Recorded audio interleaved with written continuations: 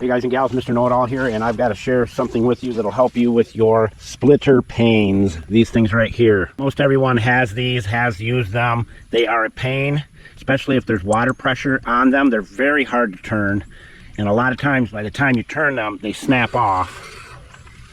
Real pain. Let me show you a much easier way, and it's not that much more money.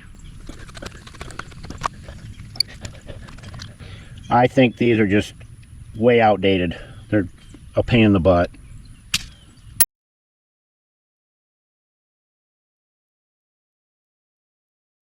No leaky, and there's serious water pressure at these spigots. We have 3 of them in our back property, and there's a lot of water pressure on there. It's unregulated. My job as Mr. Know-It-All is to make your lives easier, make you smarter, and help you save a boatload of cash. There's the sprinkler right there. The valve is already on. We're going to turn this full bore, and there it is. And you can regulate it if you want less water coming out. So there you go, my friends. There's a much easier way to do it. They don't leak, and it's very heavy duty. And I would put a little drop right here and here of your Planet Safe, one there and there, and you'll be good to go. Julio, tell everybody where all the tools are located. Buscar en el show más de la descripción del video para todas las herramientas.